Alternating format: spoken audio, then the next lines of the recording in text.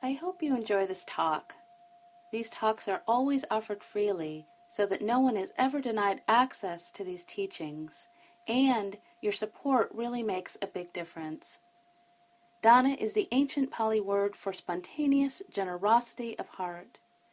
If you feel inspired to support these talks by offering dana, you can do so by visiting my website at www.mindfulvalley.com. Thank you so much.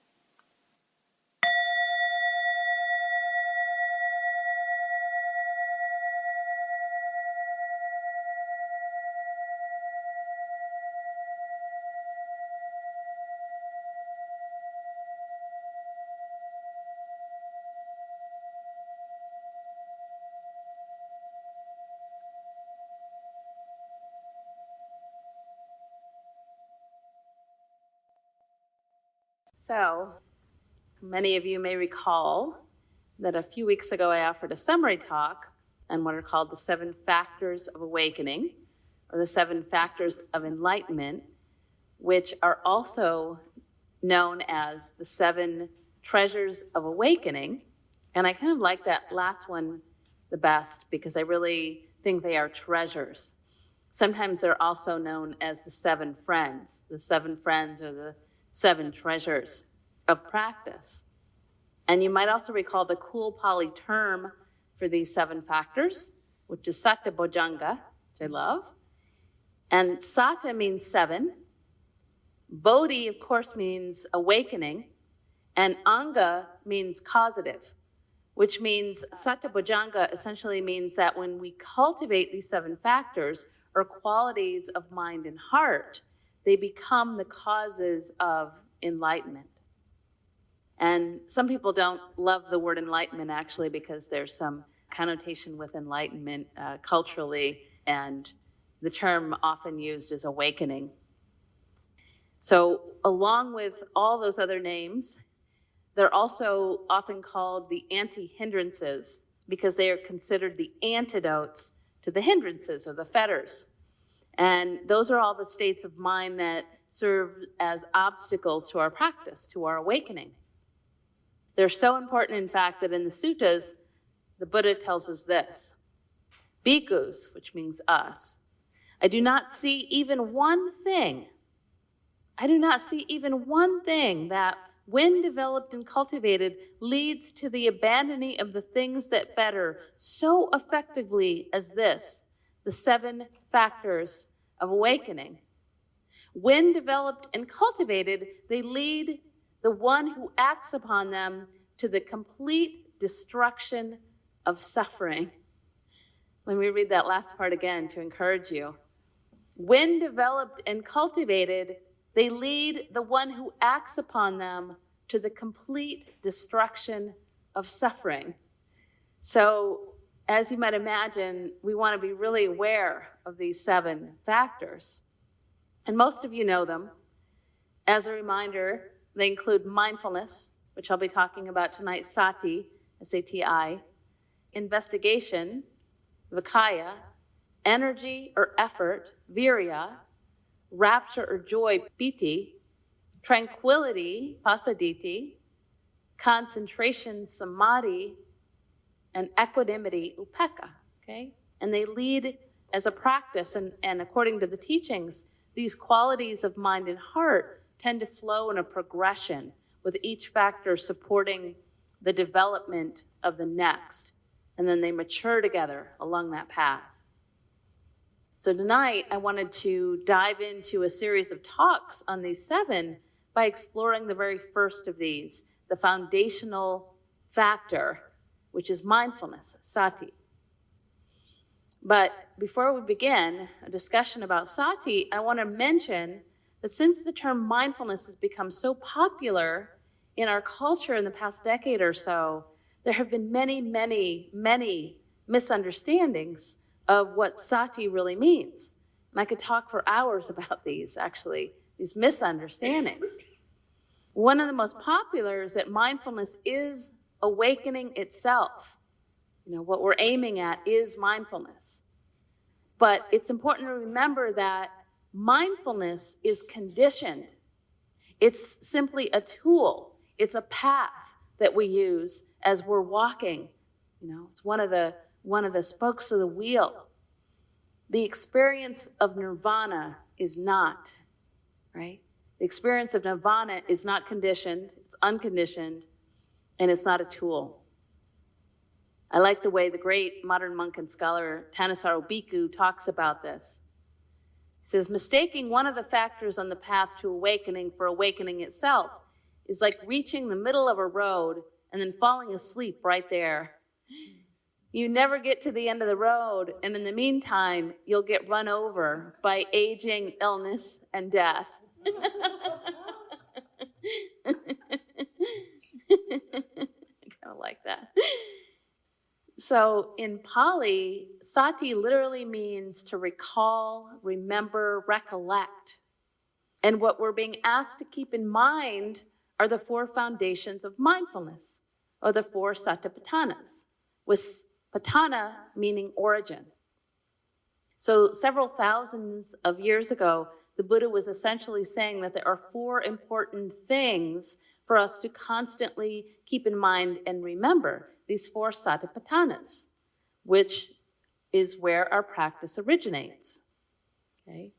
And as a reminder, these include being aware of, being mindful of, constantly remembering the body, feelings, vedana, feeling tone, mind, and dhammas, which in other words is the entirety of the teachings, the dhammas, diligently, clearly knowing and mindful, free from desire and discontent in regard to the world, which you might recall is the refrain from the Satipatthana Sutta. So it's not about just being aware of what's happening in the present moment, but it's how we are being asked to be aware, how we meet the present moment. How do we do it? How do we meet it?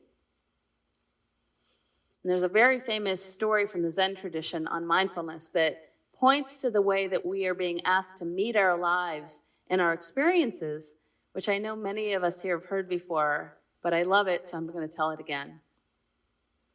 It's traditional. So it's about a man who's walking through the woods, and suddenly he's surprised by this huge tiger that's growling and walking towards him.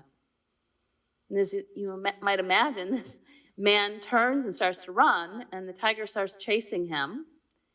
And just as the tiger is about to leap and attack, the man sees that what he's been running towards is actually a cliff, and way below him is the sea. And so he doesn't have much of a choice here, right?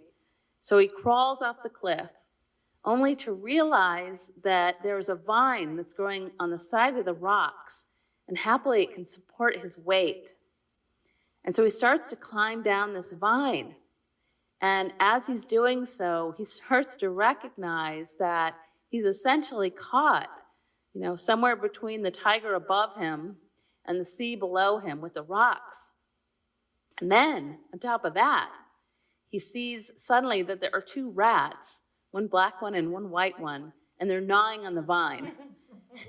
And in that very moment, stuck in the middle of all this, he spots this big, beautiful, ripe strawberry growing right in the face of the cliff, not really far away from him.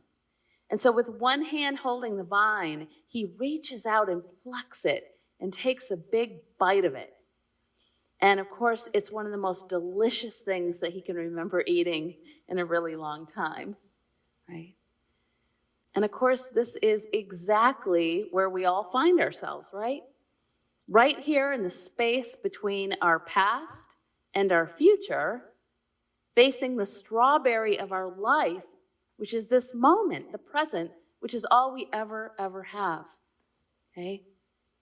In each moment of our lives, we are being asked to give as much attention to our experience as that man gave that strawberry.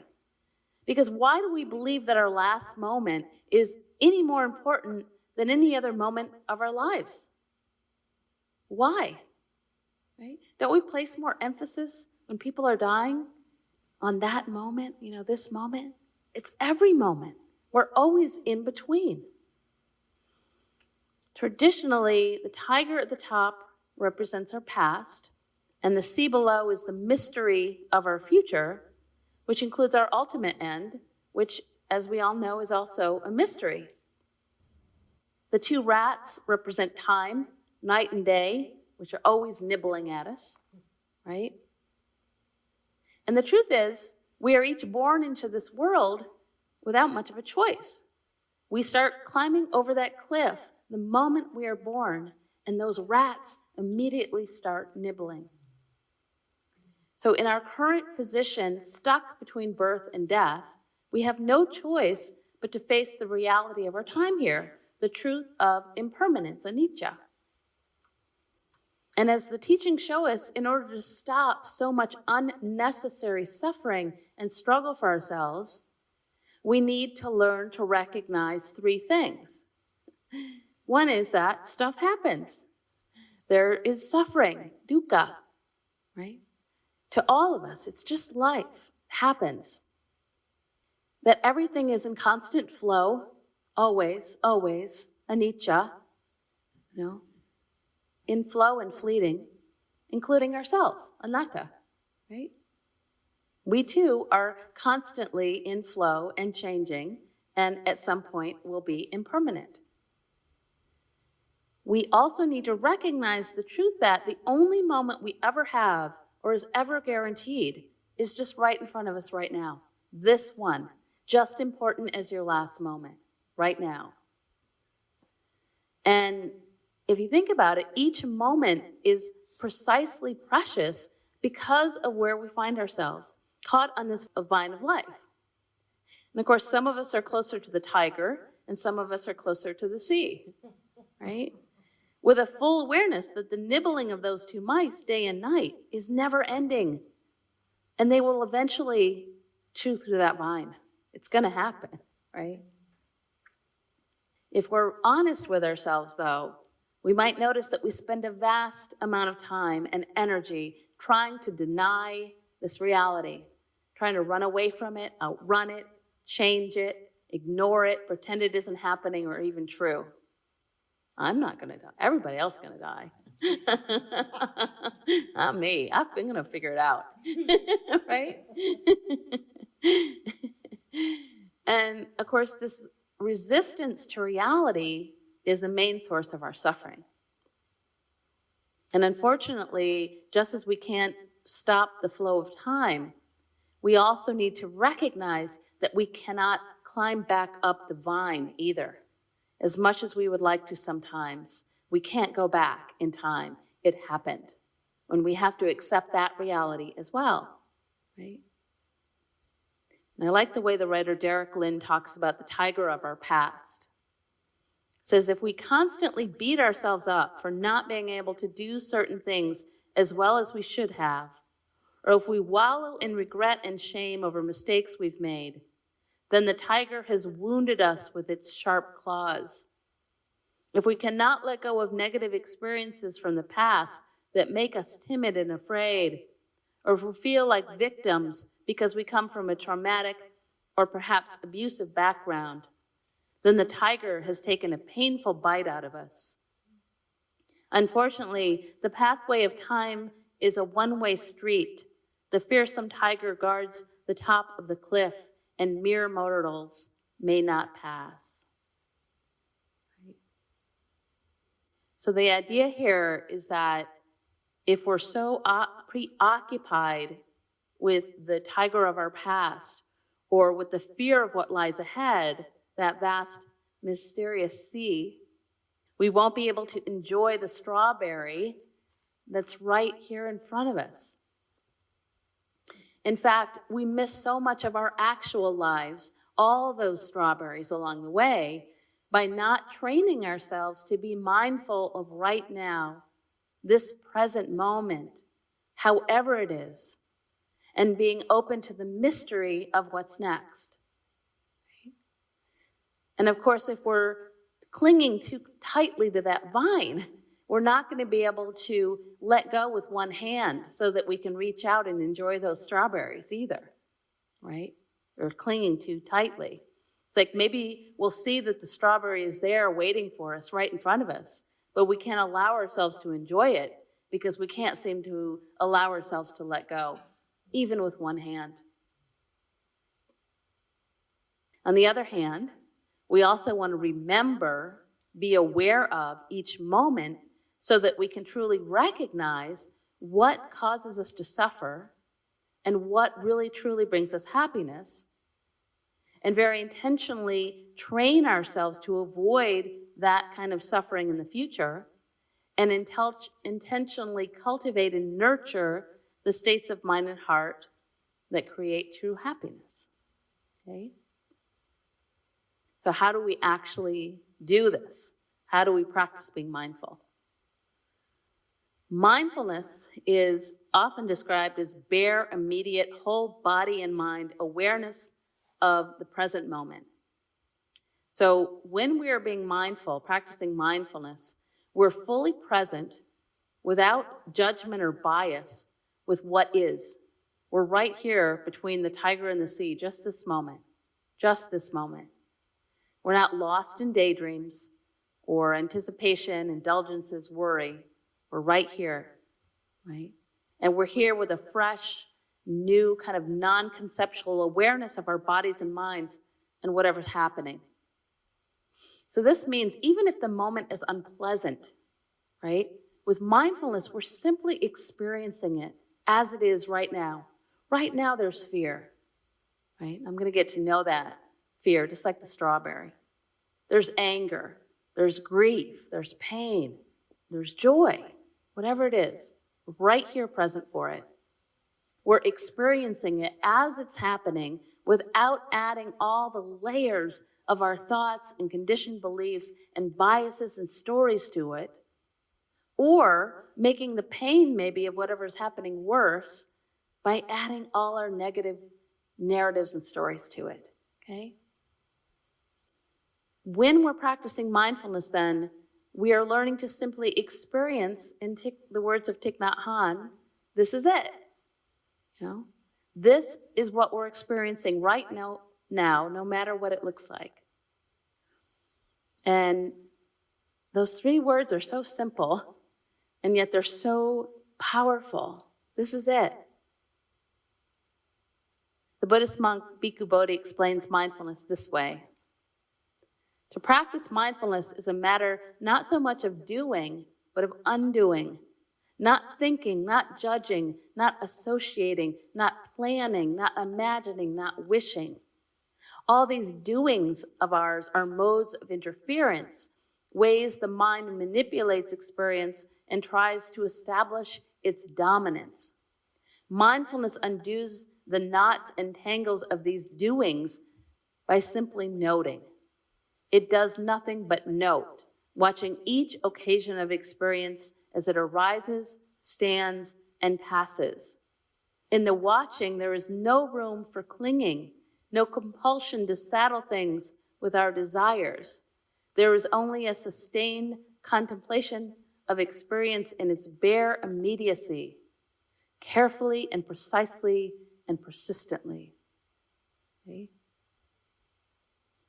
Now, some of us might be thinking or assume that we're always aware of the present with what's right here in our lives.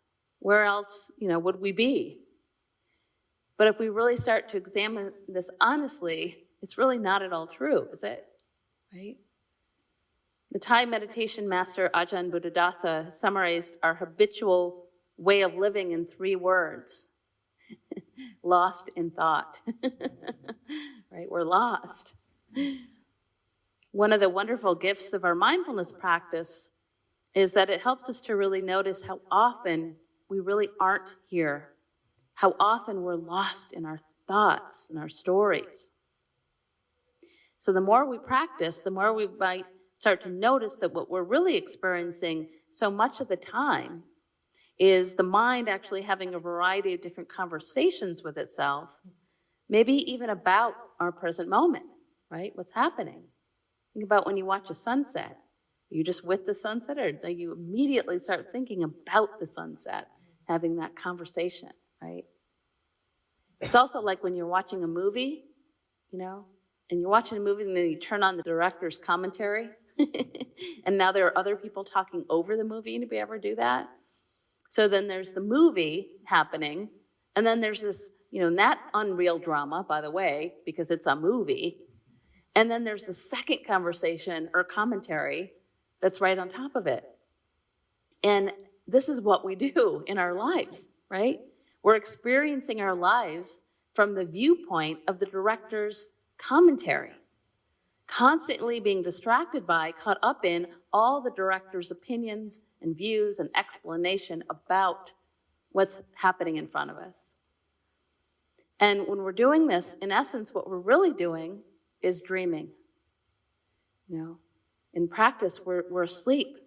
We're not experiencing our lives as they are right now, in this moment.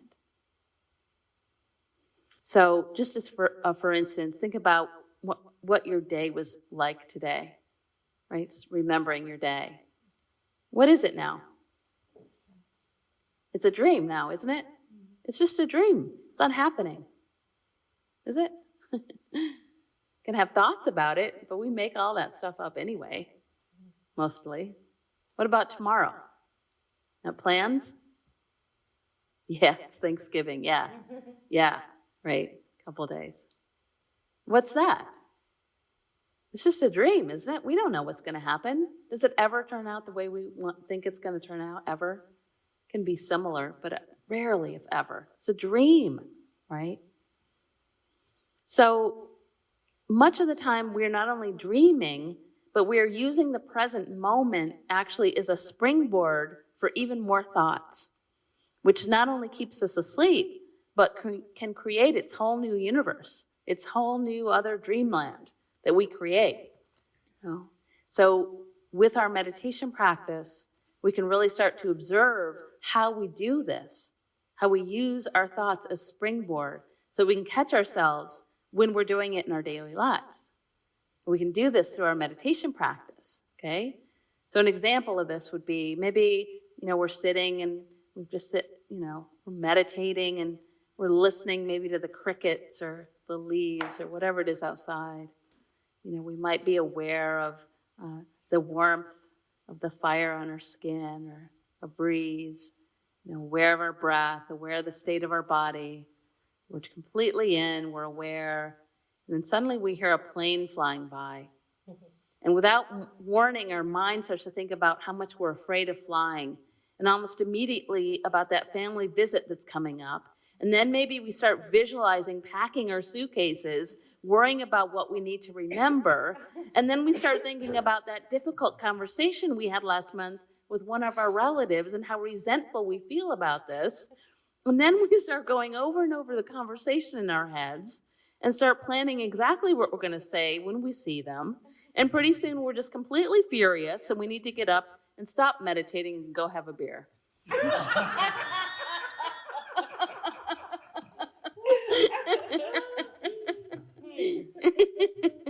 All from the sound of a simple airplane flying by. So that is an example, of this mental construction that the Buddha called papancha, which is sometimes also translated as elaboration, embellishment, or conceptual proliferation. And if you'll remember, the word papancha actually sounds a lot like popcorn, right? And so it sounds like that pop, pop, pop, papancha. So think about when you're making popcorn. It starts out kind of slow, right? Just a few pops here and there, just a few thoughts. And then suddenly there's an explosion of pops all at the same time. And if you're totally distracted and let this keep going, what happens? Everything gets burnt and the smoke alarm goes off.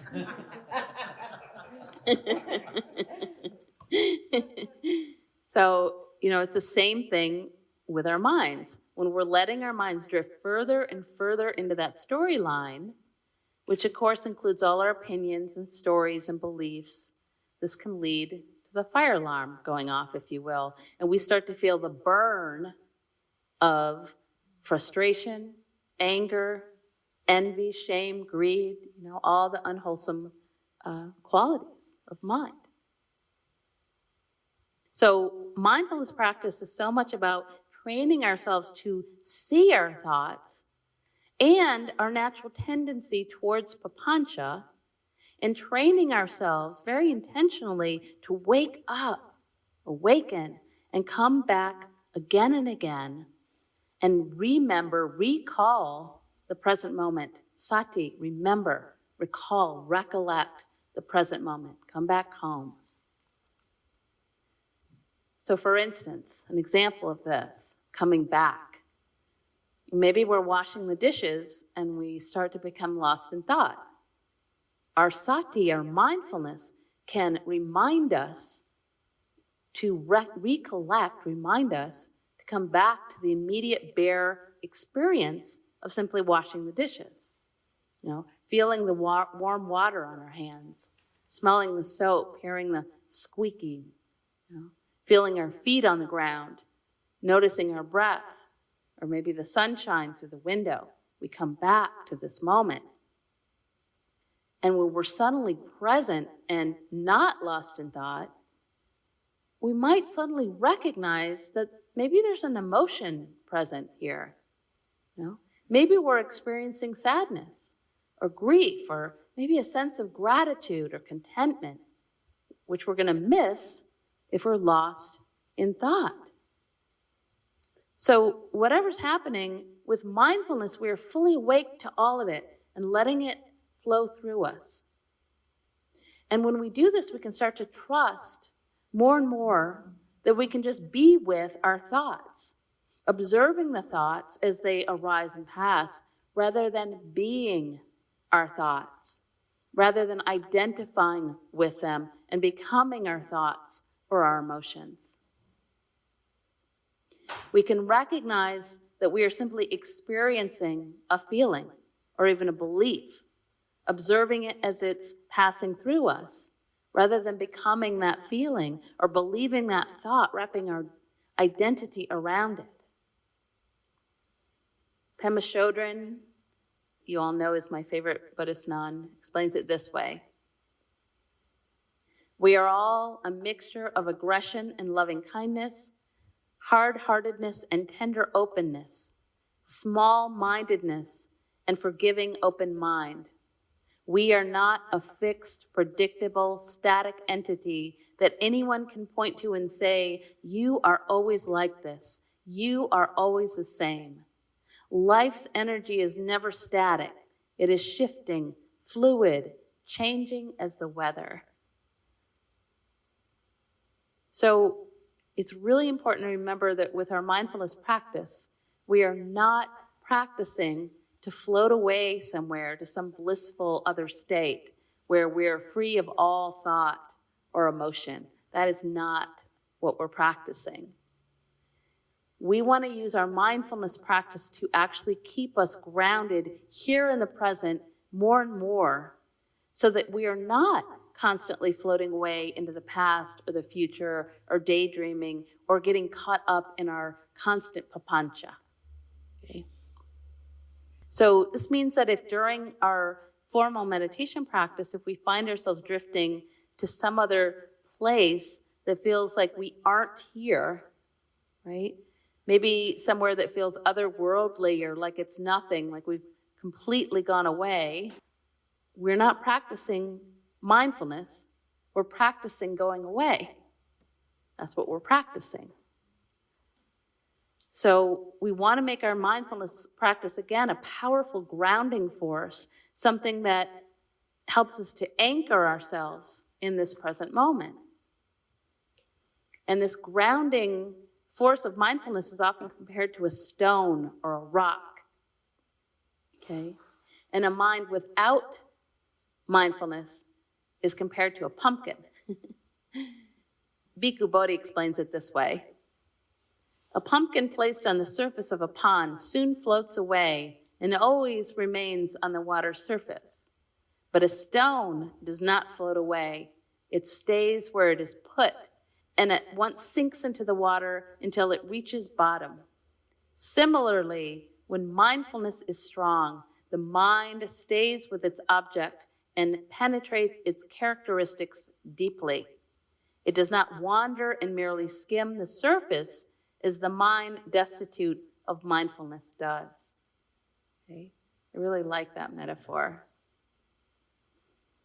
So this object of mind that we stay with could be the breath or a sound or a physical sensation or even our thoughts themselves, because we're using our practice to very intimately observe all the characteristics of this object, which is called an object in practice.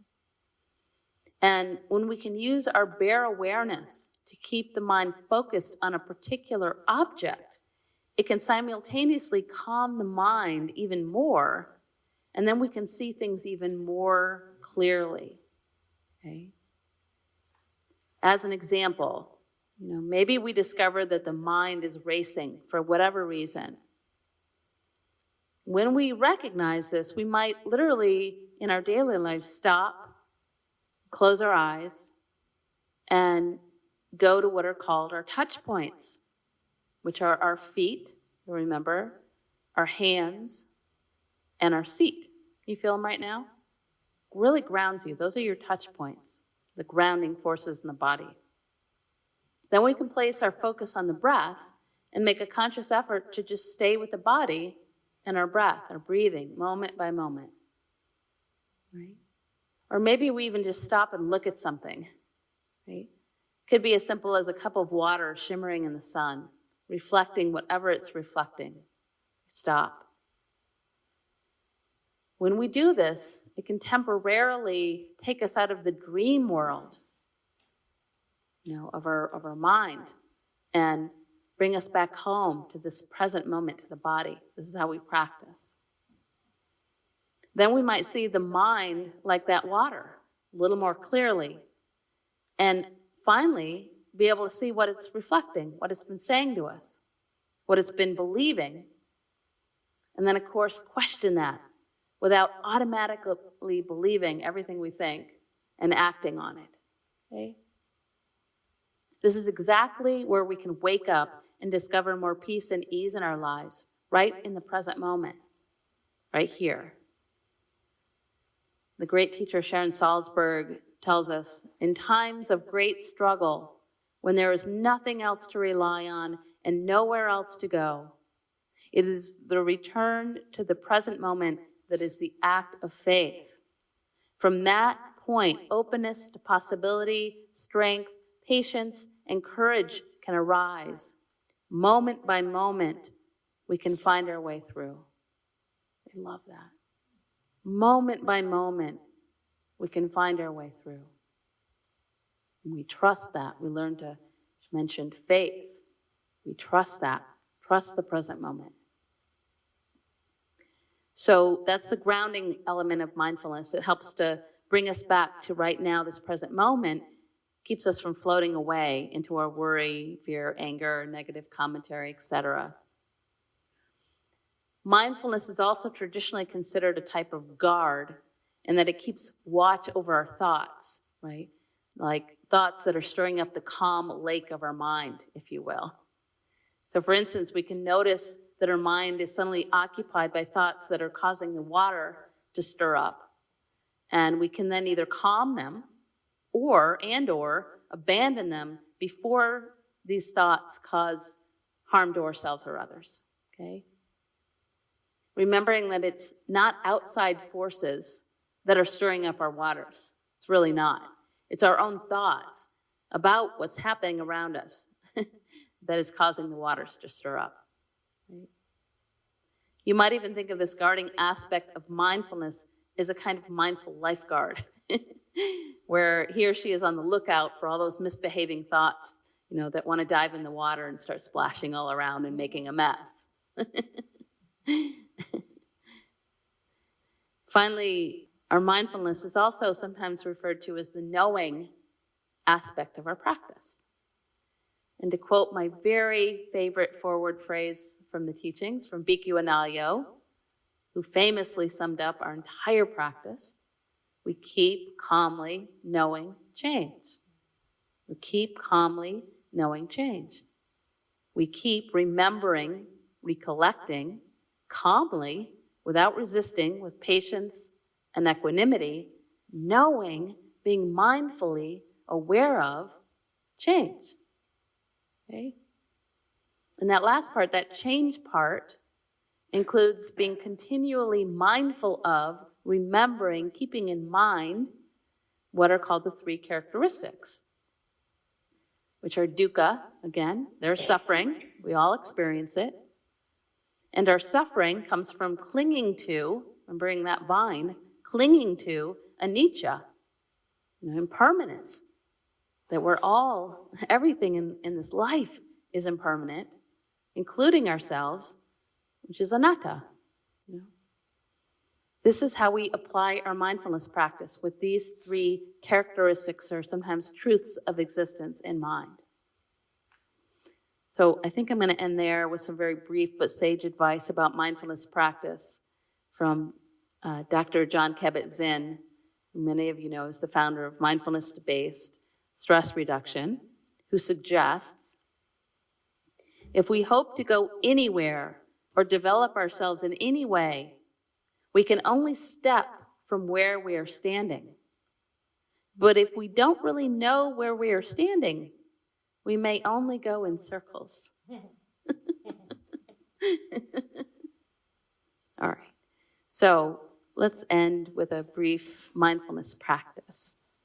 So I'll invite you all just to close the eyes as you're ready. And you might, again, take a nice deep breath in, a slow breath out. Just, again, recollecting your awareness here in the body to this present moment, however it is, here in the body. We gather. And again, you might think of that stone. We settle here in the body,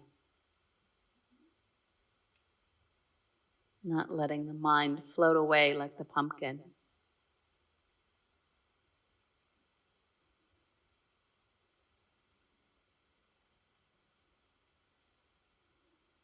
Noticing the breath.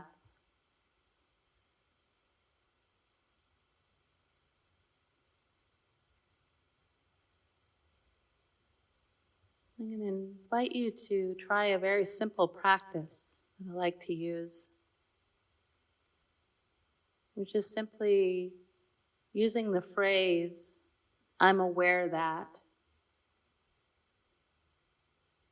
and then noticing what you're aware of. This can be very simple, and you don't have to do this quickly. But here, generally, you go to your senses, because this is how we live through our bodies, these vehicles. So you might notice what you're hearing, or what you're feeling, or the breath, or maybe even an emotion or a thought. So, as an example, I'll give an example. I'm aware that the tip of my nose feels cool.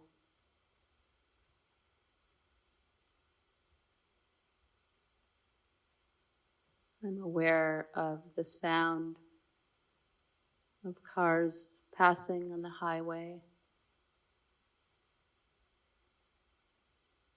I'm aware of a slight buzz sound.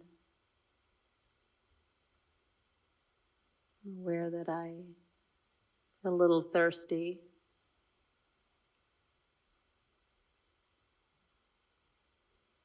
I'm aware of the thought that I should probably stop my examples now.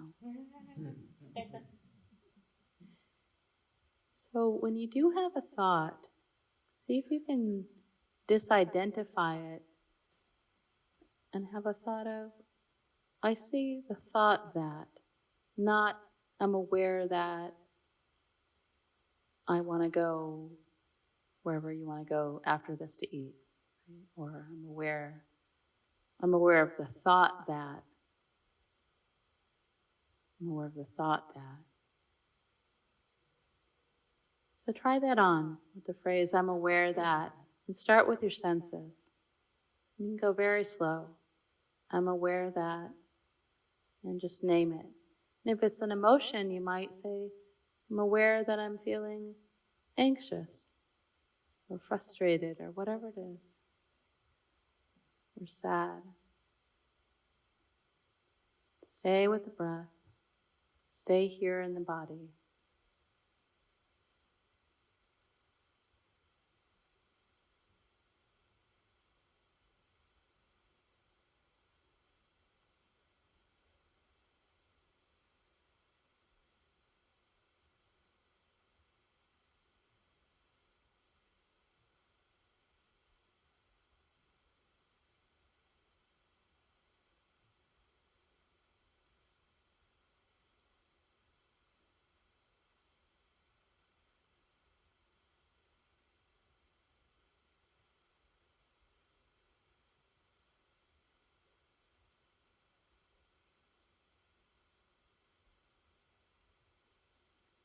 And if the mind wanders into story, bring it back.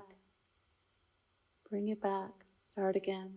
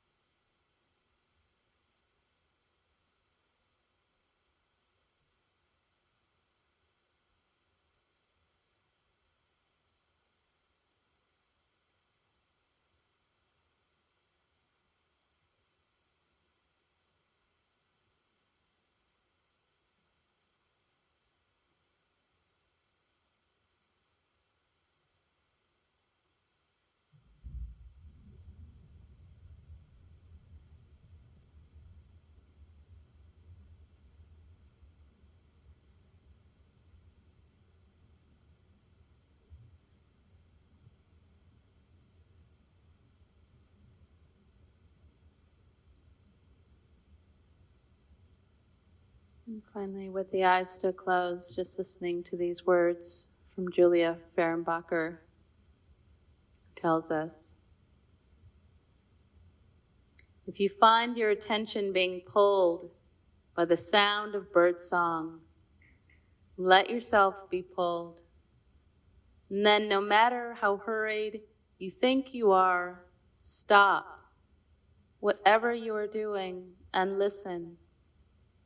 Listen as if this moment is all there is, as if every answer to every question you have ever asked rests in the rhythm of inhale and exhale. Listen as if one day you will run out of time to listen.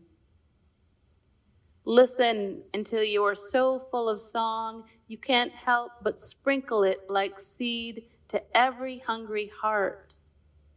And when bird lifts her wings to fly, go, please, go fly with her. Go fly with her.